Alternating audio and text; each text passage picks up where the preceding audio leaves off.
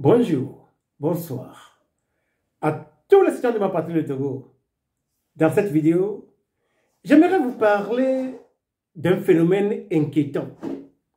Ce phénomène inquiétant se passe sur la terre de nos aïeux. De quoi s'agit-il? Il s'agit d'un nouveau type de Togolais.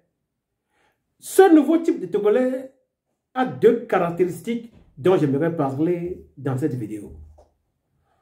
Il s'agit de la confiance, il s'agit de la dictature dans le comportement. Le Togolais actuel, ou bien le Togolais typique actuel, a des problèmes avec la confiance. Pourquoi? À cause de ce qui se passe sur la terre de nos aïeux, est né un type de Togolais auquel tu ne peux jamais faire confiance. Il faut demander aux entrepreneurs qui ont installé leurs entreprises au Togo et ils vont vous dire ce dont je suis en train de parler dans cette vidéo. En effet, comme l'a dit un ami, tu peux voir un Togolais qui est sans abri, qui est sans domicile fixe. Tu l'amènes chez toi, tu lui donnes un domicile et tu l'emploies à la maison. Ce qu'il va chercher, tu ne vas pas croire ce qu'il va chercher à te faire. Il paraît qu'il y a un monsieur qui a été accidenté. Et donc sa carrière brillante devant lui est partie en l'air comme ça. Donc à cause des aides que le monsieur a reçues ici et là, il a voulu pratiquer l'agriculture au Togo. À un moment, il s'est rendu que les employés qui travaillaient sur son champ étaient en train de voler la récolte. À un moment, notre frère togolais n'en pouvait plus. Et donc, il a résilié le contrat de ces gens d'employés indélicats. Quelques jours après, vous ne pouvez pas imaginer ce que les gens lui ont fait. Prenez les maçons, les carreleurs, les ferrailleurs, les plombiers, les charpentiers. Vous n'allez pas croire à vos yeux quand ils vous mettront devant le fait accompli. Il y a un gars qui est en train de construire une maison au Togo, à Lomé. On a fait un béton. À un moment, il n'avait pas l'assurance. Il est allé au pays, lui-même, il est revenu. Ensuite, il doutait de la qualité du travail qui lui a été fait. Il a envoyé un autre maçon pour aller vérifier le travail. Ce maçon, à coups de petits marteaux, il a commencé par cogner le béton. Le béton est tombé. Et quand on a vu dedans, il n'avait pas de fer. C'est à peine, vous allez voir, quelques graines de gravier. Le reste, c'est le ciment et le sable. Vous voyez les immeubles des gens tombés comme ça. Parce que, au lieu d'utiliser le ciment et le fer nécessaire pour faire le travail, ils vont couper l'argent et faire le travail avec le sable, faire le travail avec... te laisser un travail de mauvaise qualité. Ce Togolais est un Togolais inquiétant. Aucun pays au monde ne peut se développer sans la confiance dont je parle. Si vous allez dans une station d'essence, vous voulez acheter l'essence, qu'est-ce que vous faites? On vous met l'essence dans la voiture et ensuite vous payez.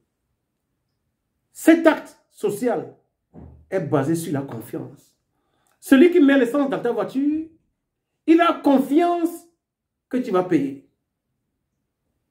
C'est ce qui fait que le business se réalise. Il y a le commerce qui se réalise. Le business se réalise à partir de la confiance. Si tu n'as pas confiance que l'acheteur qui prend le carburant dans sa voiture va payer, tu ne pourras pas le faire cela. Dans beaucoup d'États aux États-Unis, là où je suis allé, si vous voulez acheter l'essence, vous allez chez le magasinier, Vous payez, et puis, il met ça dans la machine. Et quand vous mettez le truc là dans votre voiture, si c'est 30 $ que vous avez payé, l'essence va couler jusqu'à 30 $, et puis ça s'arrête. Chez nous au Togo, ou bien en Europe, on te met le carburant dans la voiture, et ensuite tu viens payer. Tout ça là est basé sur la confiance. Mes concitoyens togolais, j'aimerais nous appeler à la raison. Faisons les travaux de telle sorte que les gens aient confiance en nous. Ça vaut beaucoup plus que la publicité. En Allemagne, quand les gens construisent les maisons, je n'ai jamais vu le propriétaire venir contrôler le chantier. Il appelle un entrepreneur, il signe le contrat, il paie l'argent. On lui dit que dans 4 mois, dans 5 mois, tu vas avoir ta maison. Et quand le temps est là, on te donne la clé et tu rentres dans ta maison. Cela fait que le business fonctionne dans ce pays-ci. Mais si tu fais ça au Togo, c'est à peine on va te faire une paillote. Parce qu'il pense que tu es un mofo. Et donc, il va prendre ton argent pour faire ce qu'il veut. Et il s'étonne que ces affaires ne fonctionnent pas. Il faut dénoncer ce type de citoyens. Il faut dénoncer ce type de concitoyens parce qu'ils nuisent au nom, à la réputation de notre pays. Vous savez, quand vous voyez un produit sur lequel on a écrit « Made in Germany », vous savez pourquoi? Un produit sur lequel il est écrit « Made in Germany », ça veut dire que c'est un produit de qualité. Un produit qui a été façonné selon les standards internationaux, selon les standards modernes. Quand vous amenez un produit sur lequel on a écrit « Made in Germany », quel que soit le pays sur la terre que vous allez amener ce produit aura le respect. Parce qu'on sait qu'un Allemand, il travaille proprement. Citoyens togolais, quand les Allemands colonisaient le Togo, ils appelaient notre pays Musta Colonie. Colonie de valeur. C'est que c'est la colonie type. Parce que les Togolais sont des bosseurs. Je suis ici pour rappeler à la jeune génération l'histoire de notre pays. Vous savez, quelqu'un qui a chanté une chanson qui disait « T'allais du monde, dans le du monde, jamais voir monsieur ». Vous rappelez cette chanson? Parce que les Allemands ont appris aux Togolais à travailler. Nos aïeux, eux-mêmes, ils travaillaient. Trop bien. Quand les Allemands sont venus, ils ont vu que les Togolais sont des travailleurs.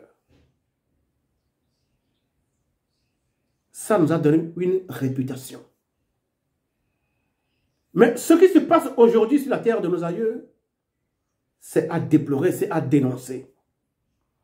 Quand on vous donne un travail et que vous avez un contrat, faites le travail de telle sorte que demain, la personne puisse encore venir vous donner un autre contrat ou bien dit à son ami qui veut faire le même travail, j'ai un maçon, j'ai un couturier, j'ai un caroleur, j'ai un ferrailleur, j'ai un charpentier, il fait un bon boulot. C'est ainsi que vous seriez en train de faire la publicité pour vous. Mais ce type de Togolais qui est faux, qui fait le faux, qui aime le faux, faux et usage de faux, ce type de Togolais doit être dénoncé. Citoyens togolais, pour bâtir notre pays, nous avons besoin d'avoir confiance en nous. Je dois avoir confiance en toi que si je signe un contrat avec toi, que tu vas me livrer 1000 volailles, quand je te vire l'argent, demain ou bien lendemain, que les 1000 volailles soient chez moi. Si je n'ai pas confiance en toi, comment est-ce que je peux te virer l'argent?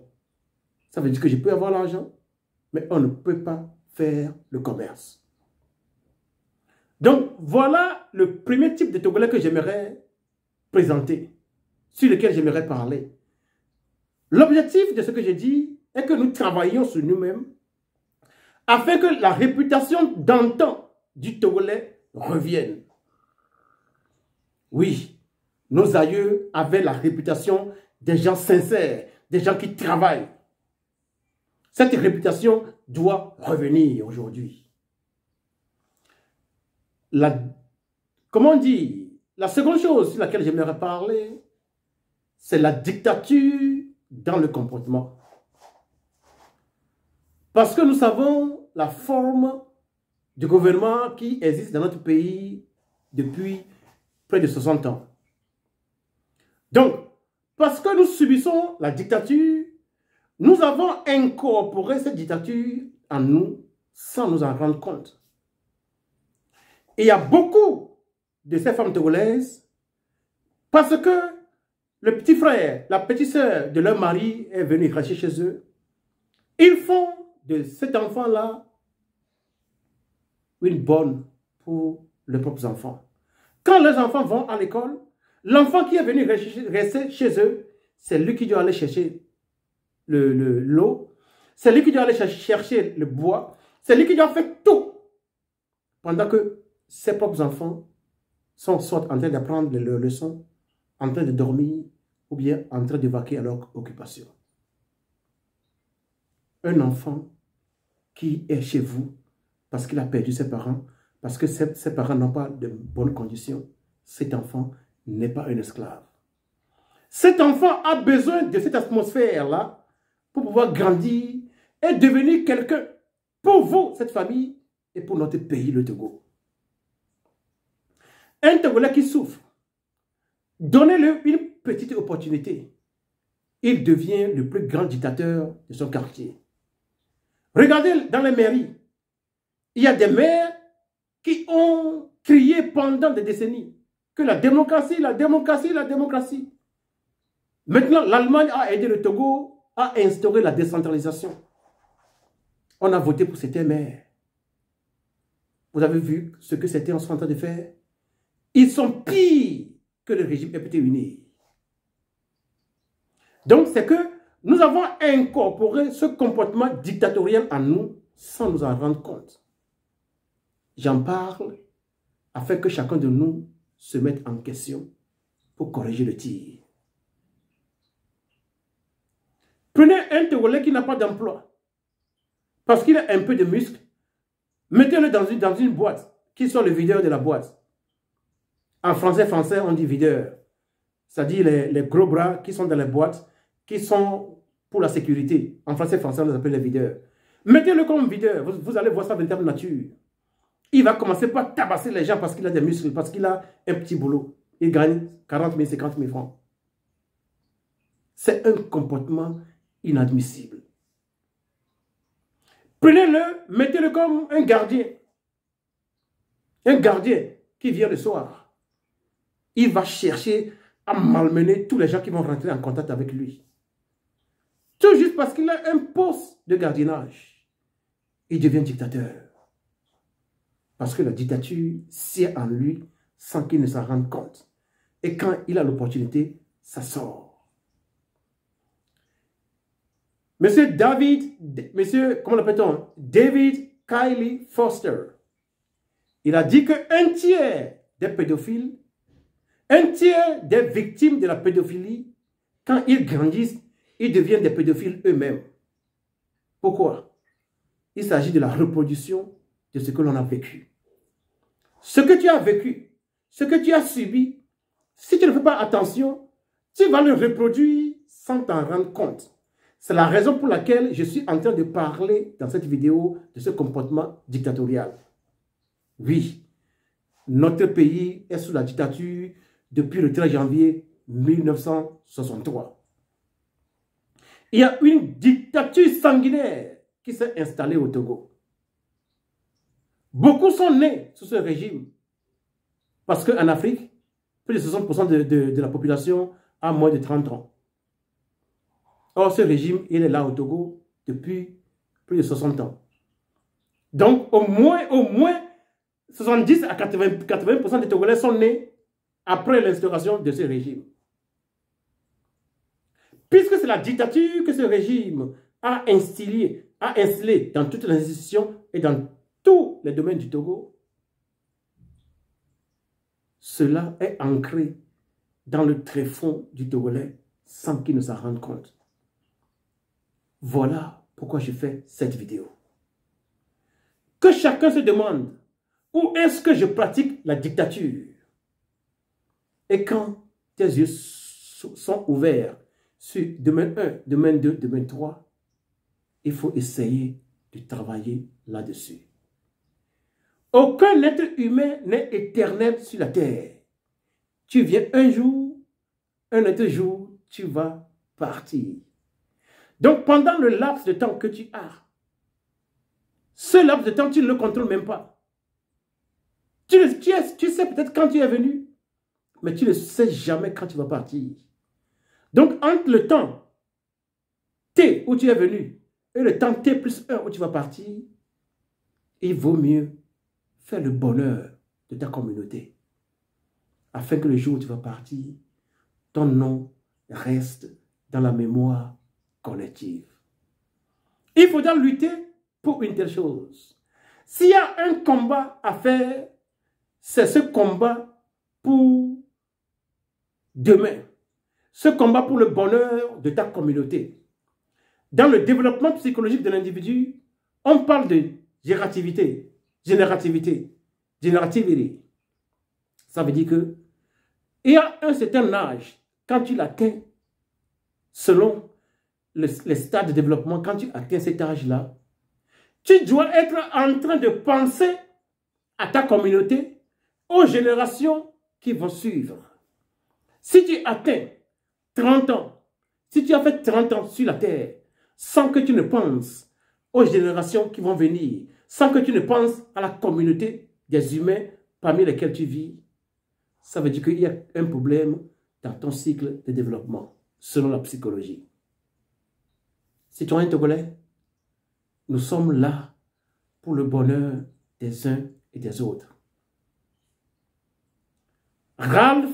Le sociologue allemand Ralph Dahrendorf, il parle de Homo sociologicus. Homo sociologicus. Ça veut dire qu'un être humain, c'est un homme, c'est un être social. On a fait l'expérience psychologique, des psychologues sont venus pour faire cette expérience dans un hôpital. Il y a des mamans qui sont décédées pendant l'accouchement. Donc les enfants ont été nourris, vêtis et, comment on dit, par les sages-femmes de l'hôpital. Il y a une maman là-bas parmi les sages-femmes qui portait les enfants. L'expérience a démontré que les enfants que l'on portait, ils ont survécu. Mais les autres enfants auxquels on ne donnait que la nourriture, beaucoup d'entre eux ont péri. Ça veut dire qu'un être humain, c'est un être social. Quand tu es un être social, ça veut dire que ton bonheur, tu ne peux pas le vivre seul. Tu as besoin des autres pour être heureux sur la terre. Si nous avons besoin des uns des autres pour vivre heureux sur la terre, pourquoi pratiquons-nous la dictature sur les uns et sur les autres? Je parle exclusivement à mon peuple, au peuple togolais. Regardez des fois le comportement de certains policiers, des gendarmes et des militaires au bord de la rue. Quand j'étais en première A4 au lycée de Bindi, mon professeur d'allemand s'appelait M. Issa. Un jour, il a pris le taxi-moto Zémédian. Arrivé à un moment, à un feu rouge, il paraît que le conducteur a viré le feu rouge. Le policier ou bien le militaire, il a pris son bâton, il voulait cogner le conducteur de moto. Le gars a feinté. Mon professeur qui ne s'en rendait pas compte de ce qui se passait, il a reçu le coup dans les yeux. D'opération en opération, mon professeur décéda. C'est quelqu'un qui a vécu en Allemagne, qui a travaillé, qui a une belle vie à mener. Mais on a tué pour rien. Il faut que les gens qui sont dans la police, dans la gendarmerie et dans l'armée comprennent une chose. Quand quelqu'un commet une contravention, quelqu'un qui viole le feu rouge par exemple, ou bien quelqu'un qui vole, Aussi longtemps qu'il n'est pas en train d'attaquer physiquement les gens, vous n'avez pas le droit de le toucher. Vous n'avez pas le droit de le tabasser. Votre devoir est de l'arrêter et de le présenter à la justice. Quelqu'un qui viole le feu rouge, vous regardez son numéro, le numéro de sa plaque, vous écrivez le numéro et on le cherche. Où est-ce que le numéro est enregistré? Et donc on lui colle une amende. Ça enrichit l'État. Mais frapper quelqu'un parce qu'il a violé un feu rouge, aller venir passer un individu, un citoyen à tabac parce qu'il a volé, c'est un comportement qui n'est pas civilisé. Le policier, le gendarme n'a pas le droit de tabasser les contrevenants. Il a le droit de les arrêter et de les présenter à la justice. La justice décide de son sort. S'il doit payer une amende, s'il doit être enfermé, c'est au juge de prendre cette décision. Mais toi, policier, toi, gendarme, tu n'as pas le droit de fracasser la tête à ton concitoyen parce qu'il a commis. C'est pas possible.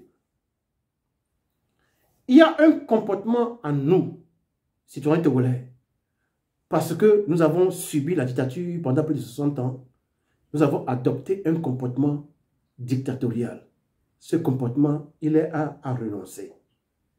Il faut que chacun de nous sonde son cœur pour voir où est-ce que je pratique cette violence-là. Et quand tu vois, point 1, point 2, travaille là-dessus.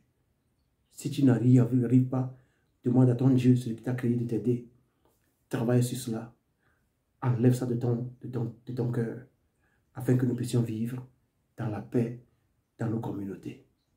Moi, mon devoir, ce que Dieu m'a donné, c'est de parler aux Togolais, afin que nous puissions vivre dans la paix. Toutes les ethnies, toutes les religions, tous les humains qui sont au Togo, vivons dans la paix, dans le respect de la loi. Le bonheur, c'est quelque chose qui est dans la communauté. Si tu as des milliards et que c'est toi-même qui dois bâtir ta maison, tu dois être le carreleur, tu dois être le maçon, tu dois être le charpentier, tu ne connaîtras jamais le bonheur. Si tu as des milliards et c'est toi-même qui dois aller au marché pour acheter la demain, pour faire la farine du maïs, pour acheter tout ça et faire ta nourriture, tu ne connaîtras jamais le bonheur. Tu as besoin de tes frères et tes soeurs de ta communauté pour pouvoir jouir de ce que tu as. Alors, mes concitoyens togolais, pensons au bonheur des uns et des autres, afin que nous puissions vivre dans la paix, dans ce bonheur-là, un bonheur qui est partagé.